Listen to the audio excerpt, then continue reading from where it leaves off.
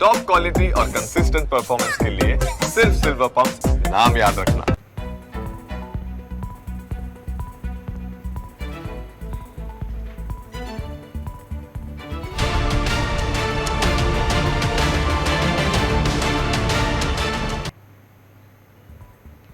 નમસ્કાર, સ્વાગત છે આપનું ન્યૂઝ કેપિટલમાં ડિબેટ ઓફ ધ ડે સાથે હું છું જુહી ગાંધી। અમદાવાદના સરસપુરના વંદે માતરમ પાર્ટી પ્લોટમાં ગઈકાલે એટલે કે 20મી ફેબ્રુઆરીએ રાત્રે લગ્ન પ્રસંગમાં ગીતો વાગતા આસપાસના લોકો દોડ્યા હતા અને ગીતો બંધ કરવાનું કહીને ઝપાઝપી કરી। આ દરમિયાન બંને પક્ષે સામસામે મારામારી થઈ। મામલો ઉગ્ર બનતા પથ્થરમારો થયો। પોલીસે બંને પક્ષે સામસામે ફરિયાદ નોંધીને 7 આરોપીની અટકાયત કરી। તો બીજી તરફ આજે પોલીસ સ્ટેશનમાં પરિવારના સભ્યોને વીએચપીના કાર્યકર્તાઓ ધરણા પર બેઠા। મહિલાઓએ હાથમાં પોલીસ હાય હાયના બેનર સાથે વિરોધ કર્યો। હવે સવાલ એ છે કે લગ્ન પ્રસંગમાં ધીંગાણું કરવા કોણ પ્રેરે છે? એવા કયા તત્વો છે જે અમદાવાદની શાંતિ ડહોળવાનો પ્રયત્ન કરે છે? આવી જ ઘટનાઓ અટકવી હવે કેટલી જરૂરી બની છે? આજે આ જ વિશે ચર્ચા કરવા માટે આપણી સાથે જોડાયા છે વિશાલ ત્રિવેદી, જેઓ હિન્દુ યુવા વાહિનીના પ્રવક્તા છે, અને અસરાર સૈયદ, જેઓ મુસ્લિમ અગ્રણી છે। આ બંનેનું ખૂબ ખૂબ સ્વાગત છે અમારી આ ડિબેટમાં। સૌથી પહેલાં વિશાલભાઈ, તમારી પાસે આવું, કારણ કે ગઈકાલ રાતની આ ઘટના છે। હવે આપણા ઘરે પ્રસંગ હોય એટલે સ્વાભાવિક રીતે જોરો શોરોથી એની તૈયારીઓ ચાલતી હોય, સૌ કોઈમાં હરખ હોય, ડીજે વાગતું હોય, ફટાકડા ફૂટતા હોય અને સૌ કોઈ મન મૂકીને નાચતા હોય। હવે આવો માહોલ હોય અને એ પ્રસંગની તૈયારીઓ વર્ષોથી થતી હોય, અને એ જ પ્રસંગમાં જ્યારે આ પ્રમાણેની ઘટના બને, આ પહેલાં કેટલી નિંદનીય ગણી રહ્યા છો આપ આ ઘટનાને? આ ઘટના ખૂબ વખોડવા લાયક છે। સર્વપ્રથમ તો આ દેશમાં આવી ઘટના બનવી જ ન જોઈએ। ક્યારેય આપણે એવું સાંભળ્યું, કદાચ ખૂબ રેર ક્યારેક કદાચ સાંભળવામાં આવ્યું હોય કે કોઈ મુસ્લિમ યુવાનના, કોઈ મુસ્લિમ પરિવારમાં યુવાન યુવતીના લગ્ન હોય અને ત્યાં એમના ટ્રેડિશન પ્રમાણે જે મ્યુઝિકની સંધ્યા હોય, સંગીત સંધ્યા હોય, અથવા જે કંઈ પણ ગીતો ગવાતા હોય, અને કોઈ સમાજના ટોળાએ, હિન્દુ સમાજના ટોળાએ જઈને ત્યાં હો હલ્લો કર્યો હોય, માથાકૂટ કરી હોય, અથવા તો મારામારી થઈ હોય, એવા ઘટના, એવા વરવા દ્રશ્યો જોવા આપણને આ તરફથી જોવા નથી મળ્યા। તો બીજી તરફથી આ વારે વારે કેમ જોવા મળે છે? આપણે 5 વખત દિવસમાં નમાજ કરીને જે લોકોને નથી સાંભળવું એમને જબરદસ્તી સંભળાવીએ છીએ, પરંતુ જો કોઈ પોતાના ટ્રેડિશન પ્રમાણેના લગ્ન ગીતો, અથવા તો પોતાના ધાર્મિક ગીતો, અથવા તો પોતાના ભગવાનની આરતી છે કે સ્તુતિ છે એવું કોઈ ગાય, તો આપણી લાગણીઓ વારે ઘડીએ દુભાઈ જતી હોય છે। તો આવું કેમ છે? બિલકુલ, અસરારભાઈ પાસેથી આ વાતનો જવાબ મેળવીએ। અસરારભાઈ, મુસ્લિમ અગ્રણી છો આપ, એટલે આવી ઘટના સ્વાભાવિક રીતે નિંદનીય આપ પણ ગણતા હશો, આવું ન થવું જોઈએ એવું આપને પણ લાગતું હશે। સૌથી પહેલાં તો આ પ્રમાણેની ઘટના બનવી એ કેટલી નિંદનીય આપના મતે, અને શા માટે દિવસે ને દિવસે આ બધી પ્રવૃત્તિઓ વધતી જઈ રહી છે? જી બિલકુલ, આપણે ભારત દેશમાં રહીએ છીએ। ભારત દેશ સંવિધાન મુજબ ચાલે છે, અને તે સંવિધાનમાં બધા જ ધર્મના લોકો માટે સમાન કાયદો, સમાન વ્યવસ્થા જાળવવાનો તેમનો અધિકાર છે। ગઈકાલની જે ઘટના બની તેની વિગતો મેં ચેક કરાવી। ઘટના એવી હતી કે રાત્રે 11:30 વાગે એક ડીજે વાગતું હતું ને એમાં ધીંગાણું થયું। એમને કહેવા ગયા કે ભાઈ અમારે રમઝાનનો માસ ચાલી રહ્યો છે, સવારે વહેલા ઉઠવાનું હોય છે, હમણાં નમાઝનો સમય છે, ડીજે બંધ કરી દો। એમાં જે 2 લોકો ગયા એમને ખૂબ નિર્દયતાથી મારવામાં આવ્યા। જ્યારે આ વાતની ખબર આજુબાજુના લોકોને પડી ત્યારે ત્યાં ટોળું આખું એકઠું થઈ ગયું, જેના લીધે આ સમગ્ર જે ઘટના છે એ બની હતી। સૌથી પહેલાં ત્યાં કોઈ પણ મ્યુનિસિપાલિટીનો હોલ હોય તો રાત્રે 10 વાગે એ હોલને પરમિશન બંધ હોય છે, તો એ 10 વાગે પછી કોઈ પણ હોલમાં પ્રસંગ ના કરી શકાય। તેમ છતાં 10 વાગે પછી પણ ત્યાં એક સામાજિક પ્રસંગ ચાલુ હતો, અને અમદાવાદમાં કમિશનર શ્રીના જાહેરનામા મુજબ 10 વાગ્યા પછી કોઈ પણ ડીજેને અલાઉ કરવામાં આવતું નથી। તેમ છતાં રાત્રે 11:30ના સમયે જો ડીજે ત્યાં વાગ્યું, ક્યાંકથી તો આવ્યું હશે ને ડીજે, એમને એમ તો ડાયરેક્ટ હોલ પર તો ચાલુ થયું નહીં હોય। તો આપણે ફક્ત આ જે મુદ્દાને છે, આ કોઈ પણ ધર્મને આમાં ટાર્ગેટ કરવાની વાત નથી। સીધી વાત છે કે 11:30 વાગ્યા સુધી જો ડીજે ચાલતું હતું તો ત્યાંની લોકલ પોલીસ એમાં શું કરી રહી હતી, અને તેમણે શું કરવા આ ડીજે ઉપર કોઈ પણ પગલાં ન લીધા, તે પણ આપણે જોવા જેવું છે। બિલકુલ, વિશાલભાઈને કંઈ કહેવું છે? વિશાલભાઈ, જો ડીજે 10 વાગ્યા પછી આપણે એવું કહેવાય છે કે ડીજે વગાડવાની પરમિશન નથી, પોલીસ સ્ટેશનમાંથી પરમિશન નથી મળતી, મ્યુનિસિપલ હોલોમાં પરમિશન નથી મળતી, જો આ વાત મોટે ભાગે સાચી જ હશે એવું માનું છું, કારણ કે મેં પણ હમણાં પ્રસંગ કર્યો હતો એટલે મને ખબર છે કે 10 વાગ્યા પછી હોલમાં મ્યુઝિકની પરમિશન હોતી નથી, અથવા તો તમે કોઈ ફંક્શન માટે પ્રસંગની લેટ નાઇટ સુધી જો તમારે વગાડવું હોય તો એની પરમિશન પોલીસમાંથી લેવી પડતી હોય છે. તો જો આ પરિવારે પરમિશન નહોતી લીધી તો લોકલ પોલીસે અને કોર્પોરેશને શું કર્યું એનો પ્રશ્ન કોર્પોરેશન અને લોકલ પોલીસને કરવો યોગ્ય રહેશે. પરંતુ મેં જેમ કહ્યું કે જો એવું હતું પણ ખરેખર માનો કે એમ જ હતું અને પરમિશન નહોતી તે છતાં વગાડતા હતા તો રજૂઆત કરવાની જગ્યા પોલીસ સ્ટેશન અને કોર્પોરેશન હતી. તમે જે સ્થળનું જે વ્યક્તિના જે કુટુંબમાં પ્રસંગ હોય ત્યાં જઈને આ રજૂઆત કરવા જાઓ તે કેટલા અંશે યોગ્ય છે. બિલકુલ, એટલે અહીંયા વિશાલભાઈની વાત સાથે એટલા માટે અહીંયા સહેમત થવું પડે, એમની વાત એટલે વ્યાજબી લાગે છે અસરારભાઈ, કારણ કે હવે ખબર જ છે કે બંને કોમ અલગ અલગ છે અને જો આમાં કંઈ પણ રજૂઆત કરવા માટે જશો સામસામા પક્ષે તો ક્યાંક ને કંઈક એવું થવાનું છે જે ન થવું જોઈએ, અને એટલા માટે કદાચ કોર્પોરેશનમાં રજૂઆત કરી હોત કે પછી પોલીસ સ્ટેશન નજીકના ગયા હોત તો આ ઘટના ન બની હોત એવું આપનું માનવું છે, કારણ કે જે પ્રમાણે લોકો રજૂઆત કરવા માટે જાય છે અને ત્યારબાદ એ રજૂઆત કેવું ઉગ્ર સ્વરૂપ લે છે એનો દાખલો આપણે જોયો. બેન, રજૂઆત કરવા કોઈ પણ નહોતું ગયું, સમજાવટ માટે ગયા હતા, સમજાવવા માટે ગયા હતા. જે લોકો સમજાવવા ગયા હતા એમની ઉપર હુમલો થયો, એ લોકો હોસ્પિટલમાં એડમિટ હતા. શાંતિથી સાંભળજો મારી વાત. જે લોકો રજૂઆતની સમજાવટ કરવા ગયા હતા કે ભાઈ આ છે, પોલીસને કે કોઈને કોર્પોરેશનને ફોન કરે તો ડાયરેક્ટ કોઈનો ફંક્શન ખરાબ થાય તે કોઈ પણ ના ઈચ્છે, કેમ કે બધાના ઘરમાં આવા પ્રસંગ હોય છે. અને જો સમજાવટથી એક વસ્તુનું નિરાકરણ આવી જતું હોય તો પોલીસ અને કોર્પોરેશનના જે પગલાં હોય છે એ ખૂબ જ હાર્શ હોય છે. કોઈના પણ ઘરે પ્રસંગ હોય અને એ ખરાબ થાય એ કોઈ ના ઈચ્છે.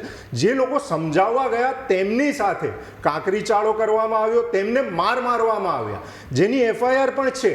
હું જેમ તેમ નથી બોલી રહ્યો. જે પણ પ્રસંગ બન્યો, જે ઘટના બની તેની સંપૂર્ણ પોલીસના ચોપડે FIR નોંધાઈ છે, તે મુજબ જ બોલું છું કે FIR નોંધાવવામાં આવી કે અમારી ઉપર હુમલો કરવામાં આવ્યો, લોકો હોસ્પિટલમાં હતા અને સામે પક્ષે જ્યારે આ વાતની ખબર પડી લોકોને ત્યારે ટોળું એકઠું થયું અને ટોળા દ્વારા જ્યારે આ વસ્તુ કરવામાં આવી તેને પણ હું વખોડું છું, કારણ કે કોઈ પણ શિસ્ત સમાજમાં કાયદાને હાથમાં લેવું એ તદ્દન યોગ્ય નથી.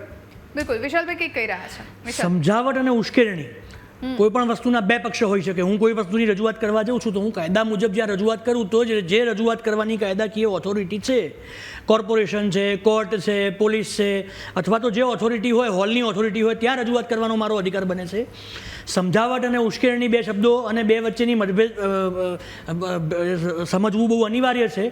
એટલે તમે સમજાવટ કરવા જે પક્ષ ગયો હતો એ ખરેખર સમજાવટ કરવા ગયો હતો કે ધમકી આપીને ઉશ્કેરણી કરવા ગયો હતો, એ બંને પક્ષોની રજૂઆત સાંભળ્યા પછી જ ખબર પડે. બિલકુલ. અસરારભાઈ, જો આપના ઘરે પણ પ્રસંગ હોય, કારણ કે આપનામાં પણ લગભગ રાતના પ્રસંગો હોતા હોય છે જ્યાં સુધી મને નોલેજ છે ત્યાં સુધી, એટલે આપના ત્યાં આગળ પણ પ્રસંગ હોય, બધા જોરોશોરોથી ઉજવણી કરતા હોય અને એવામાં બે જણા આવે અને કે આ પ્રસંગ બંધ કરી દો, તો સ્વાભાવિક રીતે આપનું પણ કદાચ એ રીતનું મંતવ્ય હશે કે ભાઈ અમારા ઘરે પ્રસંગ છે, અમે તૈયારીઓ કરતા હતા, મહેમાનો આવેલા છે, બધા ખુશ છે, બધા અત્યારે મજા કરી રહ્યા છે ને એવામાં ક્યાં બંધ કરવાની વાત કરો છો? એટલે સ્વાભાવિક રીતે એ વસ્તુ થાય અને પછી એનું જે ઉગ્ર સ્વરૂપ આવ્યું એ નહોતું આવવાનું, અને એની જગ્યાએ જે અત્યારે આ ઘટના થઈ એમાં જો કદાચ કોર્પોરેશનમાં ગયા હોત કે પછી પોલીસ સ્ટેશનમાં ગયા હોત તો અગેન મારો એ જ પોઈન્ટ છે કે કદાચ આ વસ્તુ ન થઈ હોત. નિશ્ચિતપણે મારા ત્યાં હોય કે કોઈના પણ ત્યાં હોય, જે પણ ફંક્શન હોય કાયદાની મર્યાદામાં રહીને થવા જોઈએ. કાયદાની વિરુદ્ધ જવાનો અધિકાર કોઈને પણ નથી. આ દેશ સંવિધાન અને કાયદા બંનેને ધ્યાનમાં રાખીને ચાલે છે અને તે તમામ વર્ગોને તેનું પાલન કરવું એ જરૂર છે. નિશ્ચિતપણે હું કહેવા માંગીશ કે આ જે પણ ઘટના બની એ તદ્દન નિંદનીય છે, પણ પોલીસને બંને જે FIR થઈ છે તેમાં જે લોકોના નામ છે તેમની વિરુદ્ધ કડકમાં કડક કાયદાકીય પગલાં લઈ એક ઉદાહરણ સાબિત કરવું જોઈએ બંને પક્ષે, જેથી ભવિષ્યમાં આવું કોઈ પણ કરતા વિચારે કોઈ પણ પોલીસ પરવાનગી વગર DJ પણ ના લાવી શકે, કે પોલીસ પરવાનગી અને કોર્પોરેશનની પરવાનગી ન હોય તો હોલ પણ આ સિક્યોરિટી ગાર્ડ જે હતા અને જે એજન્સી ત્યાંનું કામ સંભાળે છે તેમની ઉપર પણ પગલાં લેવા જોઈએ કે 10 વાગ્યા પછી જ્યારે કોઈ પણ મ્યુનિસિપલ કોર્પોરેશનનો હોલ બુક કરાવે છે ત્યારે એ હોલમાં ફોર્મ ઉપર લખવામાં આવેલું છે કે 10 વાગ્યા પછી કોઈ પણ સંજોગોમાં અમે આ હોલ, આ પ્રિમાઇસીસ વેકેટ કરી આપીશું. તેમ છતાં ના થયું તો તેના પણ પગલાં લેવા જોઈએ અને આને એક લાર્જર એસ્પેક્ટમાં જોઈ તેની આ ઉદાહરણ બેસે તેવું કામ કરવું. અસરરભાઈ, કાયદામાં રહેવાની વાત કેવી રીતે કરો છો આપ? કારણ કે આપ જુઓ, પાછલા થોડા સમયની ઘટનાની વાત કરીએ, સુરત હોય, વડોદરા હોય, શિવજીની સવારી નીકળી હોય કે ગણપતિ વિસર્જન થતું હોય કે ગણપતિની પધરામણી થતી હોય, જ્યારે પણ શુભ પ્રસંગ હોય ત્યારે કાંકરી ચાળાની ઘટના બનતી જ હોય છે, પથ્થરમારાની ઘટના બનતી જ હોય છે, અને એની પાછળ કોણ જવાબદાર હોય છે આપણે સૌ કોઈ જાણીએ છીએ, કારણ કે એ લોકો પકડાય છે. એટલે આ હું તમારી વાતથી તદ્દન આમાં સમર્થન નથી આપતો. કારણ કે નહીં, સાંભળો તો ખરા, આપ સાંભળો તો ખરા. ભાઈની એક વાત સાથે હું પણ સહમત નથી.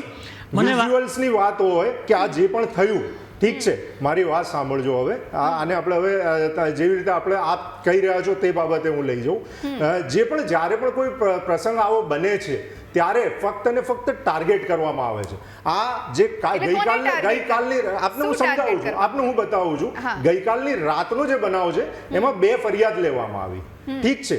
જ્યારે મુસ્લિમ જે લોકો હતા અને તેમને ઈજાઓ થઈ ત્યારે પોલીસની બદમાશી એટલી છે, હું જવાબદારી એઝ અ એડવોકેટ આ વાત કહીશું, પોલીસની બદમાશી એટલી છે કે મુસ્લિમ જે લોકો હતા એ વાગ્યું તો એમને એમ કીધું કે અમે પડી ગયા એટલે વાગ્યું. આ એફઆઈઆરમાં જ ઓન રેકોર્ડ વાત છે, હું જેમ તેમ કોઈ પણ વાત નથી કરી રહ્યો.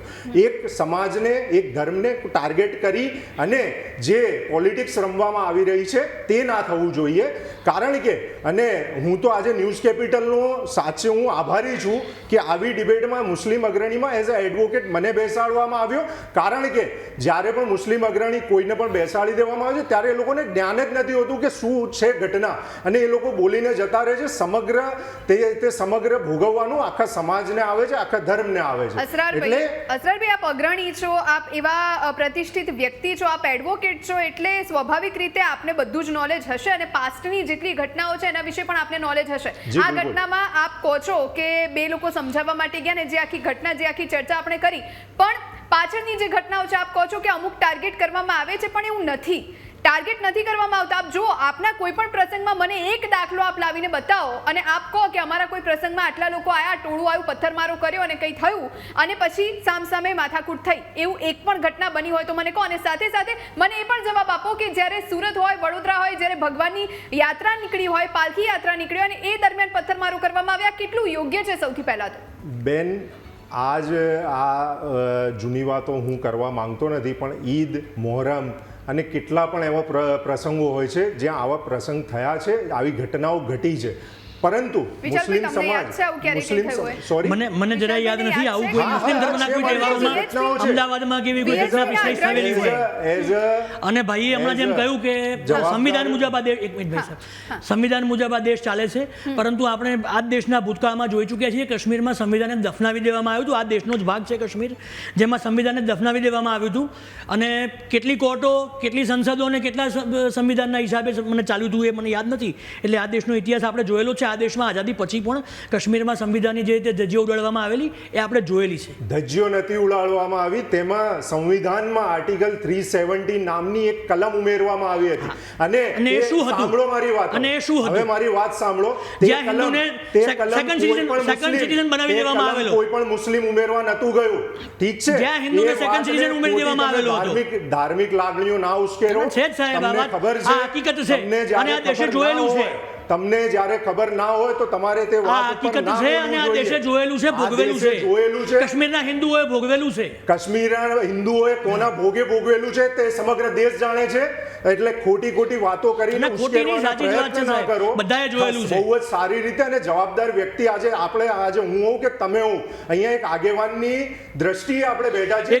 એક આગેવાન તરીકે આપ મને જણાવો કે કેટલા મોહરમના જુલુસ ઉપર કે કેટલા રમજાનમાં મસ્જિદો ઉપર પથ્થરમારો થયો આ દેશમાં? અમદાવાદમાં, વડોદરામાં, સુરતમાં રમજાનમાં કેટલી મસ્જિદો ઉપર પથ્થરમારો થયો? દરેક બતાવો, મને જણાવો. એક એક્ઝામ્પલ આપો. દરેક યાત્રાઓમાં થાય છે. એક એક્ઝામ્પલ આપો. મસ્જિદો ઉપર પથ્થરમારા. એક એક્ઝામ્પલ આપો. એની એફઆઈઆર સાથે આ ડિબેટ, એક એક્ઝામ્પલ આપો. આ ડિબેટ અહીંયા પૂરી થાય તો આપણે બંને બેસીશું અને હું તમને રેગ્યુલર ડિબેટમાં જ આપો. ડિબેટ પૂરી થયા પછી શું? ડિબેટમાં લાઈવ આપો ને. વાંધો નહીં, તમે તમારી વાત કરી લો, હું આપું છું તમને. બિલકુલ. વિશાલભાઈ, એટલે એ જ સવાલ છે કે આ ભૂતકાળમાં ઘણા એવા પ્રસંગો બની ચૂક્યા છે અને ઘણી વખત આપણે ચર્ચા પણ કરી ચૂક્યા છે કે આ બધું અટકવું જોઈએ. આપણે હિન્દુ મુસ્લિમ એકતાની વાત કરીએ છીએ, આપણે શાંતિની ભાઈચારાની વાત કરીએ છીએ, ને એવામાં આ પ્રમાણેની જો ઘટના બને તો એ યોગ્ય ન જ કહેવાય.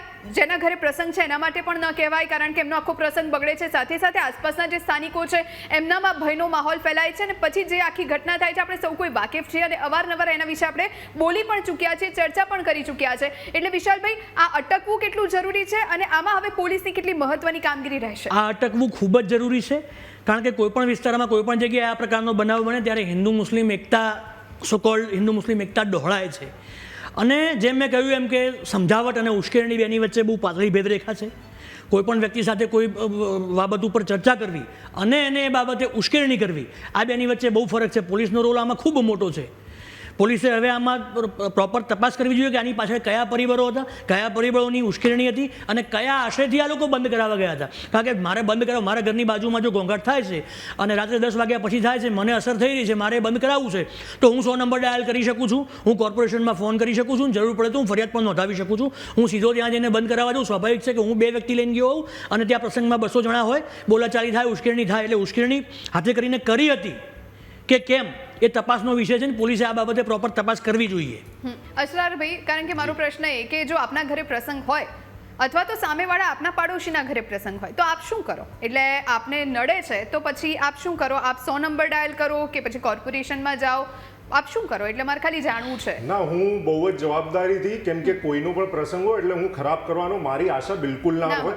હું સ્વાભાવિકપણે એ વ્યક્તિના ત્યાં જઈ તેને વાત કરું, કારણ કે વાત કરવાથી ઘણી સમસ્યાઓનો હલ આવી જાય છે. ઓકે, તો જો વાતથી ન જ કે ભાઈ હવે નથી ફેર પડતો, ત્યારે હું એક્સ્ટ્રીમ વેમાં પોલીસને કે કોર્પોરેશનને હું જાણ કરું, કારણ કે મને ખબર છે કે મારા ફોન કરવાથી આમનો પ્રસંગ ખરાબ થશે. એટલે જ્યાં સુધી સમજાવટથી વાત પૂરી થઈ જતી હોય તો શું કરવા આટલું એક્સ્ટ્રીમ પગલું લેવું? પણ જ્યારે ખબર છે કે અહીંયા ક્યાંય સમજાવવા જેવું નથી, અહીંયા જ્યારે સમજાવટની જરૂર નથી, અહીંયા જો મને નડે છે તો એને મારું સ્ટેન્ડ અલગ જ હોવું જોઈએ. અને કદાચ એ લોકોને પણ ખબર જ હશે, એ વિસ્તારમાં રહેતા સ્થાનિકોને, કે આમાં અમારા સમજાવવાથી કંઈ થવાનું નથી, તો પછી શા માટે જવું પડ્યું સમજાવવા માટે? જો સમજાવવા ગયા હોય તો ખ્યાલ ના જ હોય, કારણ કે આ હોલ જે છે એ ઘણા વર્ષોથી ત્યાં છે અને આવી ઘટના પ્રથમ છે. હોઈ શકે કે આની પહેલા પણ આવો કોઈ પ્રસંગ થયો હોય, ત્યાં લેટ આવી રીતે ડીજે વાગ્યું હોય અને ત્યાંના 2 જવાબદાર લોકો ત્યાં સમજાવવા ગયા હોય તો આવી રીતે ડીજે બંધ થઈ ગયું હોય, વાત ત્યાં ને ત્યાં પૂરી થઈ ગઈ હોય. ઠીક છે, હું જ્યાં રહું છું મારા ઘરની પાસે એક પાર્ટી પ્લોટ છે. ઘણીવાર ત્યાં રાત્રે લેટ કોઈ પણ પ્રોગ્રામ હોય છે, કોઈને લગ્ન હોય છે કે કોઈ પણ પ્રોગ્રામ હોય છે, રાત્રે લેટ જ્યારે પણ ડીજે વાગે એટલે અમારી સોસાયટીએ નક્કી કરેલું છે કે ભાઈ 2 લોકો જશે, વાત કરી લેશે એકવાર કે ભાઈ આ પ્રોગ્રામ તમે બંધ કરો. ઘણા લોકો છે જે બીમાર છે, ઘણા વિદ્યાર્થીઓ છે જેમની પરીક્ષા છે, ઘણા એવા લોકો છે જેમને આ ઘોંઘાટના પ્રદૂષણથી નુકસાન થાય એવું છે. એટલે એકવાર વાત સમજાવીને કરો. એને ઘણી વાર નહીં, દરેક વાર એવું થયું છે કે જ્યારે પણ આવી રીતે સમજાવવા ગયા હોઈએ ત્યારે એ લોકોએ ત્યાં એ ઘોંઘાટ બંધ કરી દીધો અને વાત ત્યાં ને ત્યાં પૂરી થઈ જાય છે. એટલે અસરારભાઈ, આમાં ક્યાંક એવું છે, જ્યાં સુધી અમને જાણકારી છે અનુસાર, કે ત્યાં આગળ ડીજેમાં જ્યારે ગીતો વાગતા હતા, એમાં ભગવાનના ગીતો વાગતા હતા, ભગવાન રામને લઈ અને ગીતો વાગતા હતા.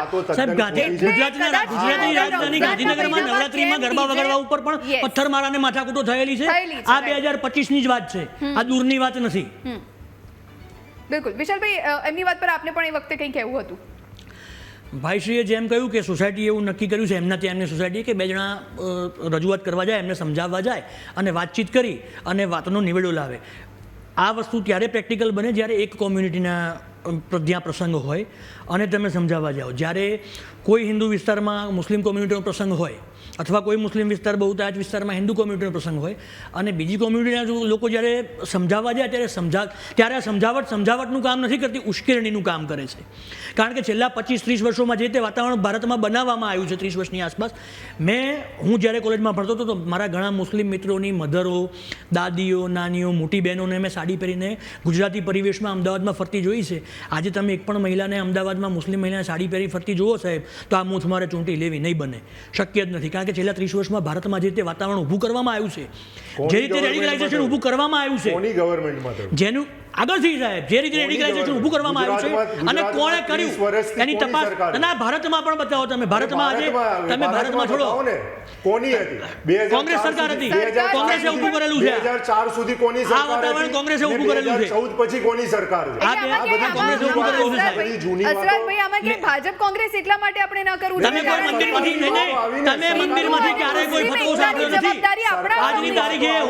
આજની તારીખે એક એક્ઝામ્પલ બતાવો કે આ વિસ્તારના મુસ્લિમોએ કે આ દેશના આ રાજ્યના આ શહેરના મુસ્લિમોએ શહેર છોડી દેવું એવો બતાવો મને એક દાખલો હું જમાલપુરમાં રહું છું પરંતુ આ દેશમાં હું મસ્જિદોમાંથી ફતવા જાહેર થયેલા 5000 બનાવો બતાવીશ કે દરિયાપુરમાંથી પસાર પથ્થરમારા થાય છે ત્યારે કોણ થાય છે થયેલા છે ખોટી વાતો કરી રહ્યા આ દેશમાં થયેલા છે ફરિયાદો છે છાપામાં આવેલા અહેવાલો છે વાત કરો તમને છાપામાં આવેલા અહેવાલો છે અને પથ્થરમાં જુઠ્ઠું છાપામાં આવેલા અહેવાલો ને ફરિયાદો છે ના કરો છાપામાં આવેલા અહેવાલો ને ફરિયાદો છે અને એક એક્ઝામ્પલ મને બતાવો તમે કે મંદિરમાંથી કોઈ એવી લાઉડ સ્પીકર ઉપર કોઈ એવી જાહેરાત કરવામાં આવી હોય કે મુસ્લિમોએ આ દેશ છોડી દેવો આ શહેર છોડી દેવું આ ગામ છોડી દેવું સંદેશ આપવાનું કામ કરવામાં એ જોયેલું છે અમે અને એ ભાઈચારાને શાંતિની કિંમત અમે ભોગવેલી છે અમદાવાદ શહેર પોલીસ અને ડીજીપી એ ભાઈચારાની ને શાંતિની કિંમત અમે ભોગવેલી છે અમે આ જોઈ રહ્યા છીએ અને ભોગવી રહ્યા છીએ